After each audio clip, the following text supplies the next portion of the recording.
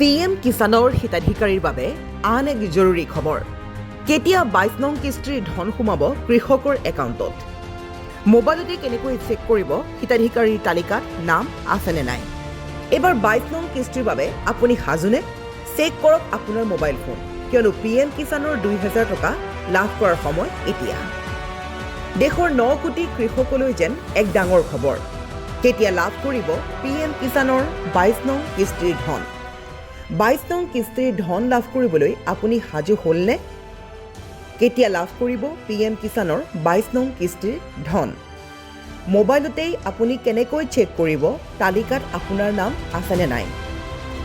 ফেব্ৰুৱাৰীৰ শেষত নহ'লে মাৰ্চৰ মাজভাগতেই পাব 22 নং কিস্তিৰ ধন। মাজত মাত্ৰ কেইটামান দিনহে বাকী আছে। হয়তো ফেব্ৰুৱাৰীৰ শেষৰ ভাগলৈ নতুবা মাৰ্চৰ প্ৰথম সপ্তাহতেই লাভ কৰিবলৈ গৈ আছে 22 নং কিস্তিৰ ধন। পিছে বৰ্তমানলৈকে ঘোষণা কৰা হোৱা নাই ধন প্ৰেৰণৰ আনুষ্ঠানিকভাৱে তাৰিখ। কিন্তু পূৰ্বৰ হিচাপ মতে ফেব্ৰুৱাৰী মাহৰ শেষৰ ভাগলৈ অথবা মাৰ্চৰ প্ৰথম ভাগতেই লাভ কৰিবলৈ গৈ আছে এই ধনৰাশি। বছৰৰ 3টা কিস্তিত 6000 টকাকৈ লাভ কৰে কৃষকে।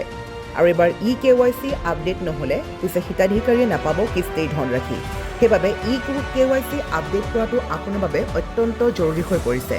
একাউণ্টত 2000 টকা লাভ কৰিবৰ বাবে আপুনি আজিয়ে কৰক এইকেইটা কাম। PM কিষাণৰ ধনৰ বাবে eKYC আপডেট কৰাটো অতিকৈ হৈছে বাধ্যতামূলক। আৰু যিসকলে নতুনকৈ আবেদন কৰিব বিচাৰিছে সেইসকলে বনাই লওক ফৰ্মাৰ ID। ফৰ্মাৰ IDৰ অতিকৈ প্ৰয়োজন। আধাৰৰ সৈতে লিংক কৰক আপোনাৰ মোবাইল নম্বৰ আৰু 7টা প্ৰক্ৰিয়াৰ জৰিয়তে ঘৰতে কৰিব পাৰিব eKYCৰ আপডেট। ইয়াৰ উপৰি প্ৰথমে ভিজিট কৰক PM কিষাণৰ অফিচিয়েল ৱেবছাইটত আৰু ৱেবছাইট গৈ আপুনি লগ ইন কৰক।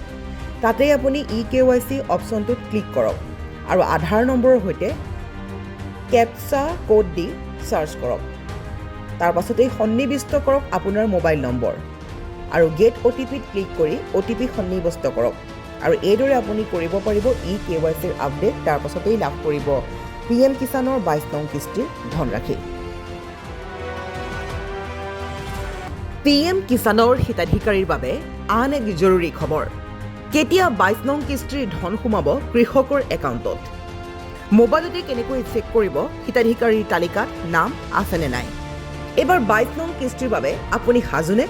চেক কৰক আপোনাৰ মোবাইল ফোন, কিয়নো PM কিষাণৰ 2000 টকা লাভ কৰাৰ সময় এতিয়া। দেশৰ 9 কোটি কৃষকলৈ যেন এক ডাঙৰ খবৰ। কেতিয়া লাভ কৰিব PM কিষাণৰ 22 নং কিস্তিৰ ধন? 22 নং কিস্তিৰ ধন লাভ কৰিবলৈ আপুনি সাজু হ'লনে? কেতিয়া লাভ কৰিব PM কিষাণৰ 22 নং কিস্তিৰ ধন? মোবাইলতেই আপুনি কেনেকৈ চেক কৰিব তালিকাত আপোনাৰ নাম আছেনে নাই? ফেব্ৰুৱাৰীৰ শেষত নহ'লে মাৰ্চৰ মাজভাগতেই পাব 22 নং কিস্তিৰ ধন। মাজত মাত্ৰ কেইটামান দিনহে বাকী আছে। হয়তো ফেব্ৰুৱাৰীৰ শেষৰ ভাগলৈ নতুবা মাৰ্চৰ প্ৰথম সপ্তাহতেই লাভ কৰিবলৈ গৈ আছে 22 নং কিস্তিৰ ধন। পিছে বৰ্তমানলৈকে ঘোষণা কৰা হোৱা নাই ধন প্ৰেৰণৰ আনুষ্ঠানিকভাৱে তাৰিখ। কিন্তু পূৰ্বৰ হিচাপ মতে ফেব্ৰুৱাৰী মাহৰ শেষৰ ভাগলৈ অথবা মাৰ্চৰ প্ৰথম ভাগতেই লাভ কৰিবলৈ গৈ আছে এই ধনৰাশি। বছৰৰ 3টা কিস্তিত 6000 টকাকৈ লাভ কৰে কৃষকে। আৰু এবাৰ eKYC আপডেট নহ'লে পিছে হিতাধিকাৰীয়ে নাপাব কিস্তিৰ ধনৰাশি। সেইবাবে eKYC আপডেট কৰাটো আপোনাৰ বাবে অত্যন্ত জৰুৰী হৈ পৰিছে। একাউণ্টত 2000 টকা লাভ কৰিবৰ বাবে আপুনি আজিয়ে কৰক এইকেইটা কাম। PM কিষাণৰ ধনৰ বাবে eKYC আপডেট কৰাটো অতিকৈ হৈছে বাধ্যতামূলক। আৰু যিসকলে নতুনকৈ আবেদন কৰিব বিচাৰিছে সেইসকলে বনাই লওক ফৰ্মাৰ ID। ফৰ্মাৰ IDৰ অতিকৈ প্ৰয়োজন। আধাৰৰ সৈতে লিংক কৰক আপোনাৰ মোবাইল নম্বৰ আৰু 7টা প্ৰক্ৰিয়াৰ জৰিয়তে ঘৰতে কৰিব পাৰিব eKYCৰ আপডেট।